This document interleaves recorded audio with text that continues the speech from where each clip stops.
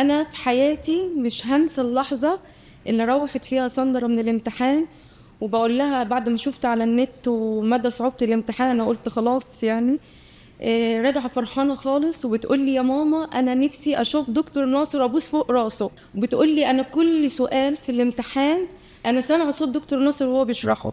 فبجد شكرا شكرا ليك، شكرا لكل التيم اللي ما سابوناش ولا لحظة، بجد شكرا خالص ليك.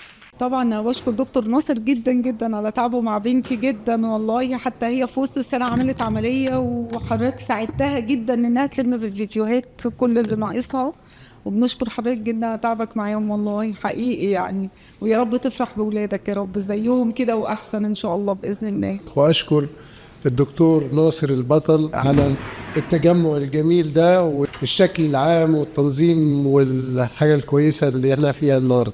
ألقي هذه الكلمة لأعبر عن امتناني وشكري إلى الدكتور ناصر البطل، لقد كنت أكثر من مجرد ناقل للمعلومات، فقد كنت مرشدا ومثالا يحتذى به في التفاني، ولم تدخر أي مجهود لإزالة أي عقبات، وكنت حريصا على توصيل المعلومات للجميع بكافة الطرق. وأخيرا أتمنى لك دوام الصحة والتوفيق المستمر، وستبقى منهجيتك دائما لنا في كل خطوة نحو المستقبل. وشكرا لك.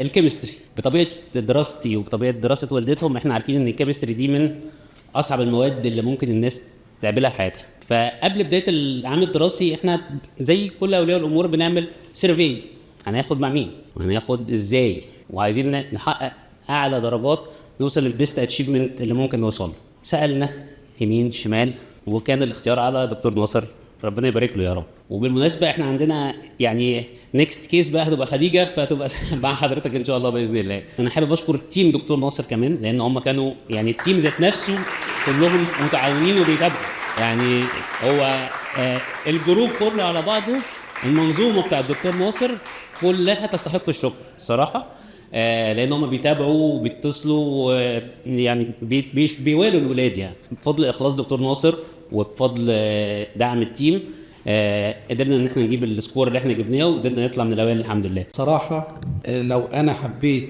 اوجه كلمه للدكتور ناصر مش هعرف هقول ايه على المجهود اللي بذله مع بنتي في تلك السنه. بس انا مش بتكلم على السنه دي بس، انا اولا عندي بنت كانت برضو عند الدكتور ناصر 2023 و2026. الكيمستري 2026 برأي المدرسين كلهم قالوا من أصعب السنوات اللي فاتت، وتيجي بعدها 2023، واعتقد الدكتور ناصر يوافقني في الكلام ده، لأن أنا يعني مش متخصص، بس اللي شفته من الحالة اللي كان عليها أولياء الأمور والطلبة من أصعب ما يكون. طيب هل أنا جاي هنا هجامل الدكتور ناصر؟ لا مش بجامل، لسبب. أولا بفضل ربنا سبحانه وتعالى أنا بناتي الاثنين موجودين، الأولى الحمد لله بشري القصر العيني، والثانية الحمد لله إن شاء الله تبقى معاها.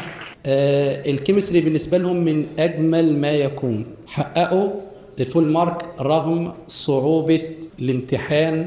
الاثنين بإجماع المدرسين قالوا ده محتاج 4 ساعات عشان يخلص، وبفضل مجهوده مع أولادي الحمد لله رب العالمين.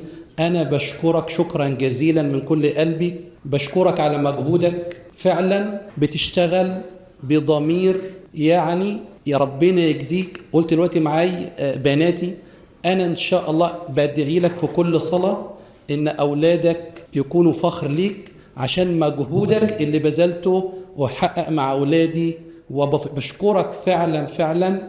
وأنا طول السنة مع بنتي بقول لها فعلا الدكتور ناصر فعلا كانت بتحب الكيمستري، وطلعت منه السنة دي عشان ما أطولش الحمد لله. كانت الساعة 1 بالظبط رجعنا قالت يا بابي أنا هقفل الكيمستري.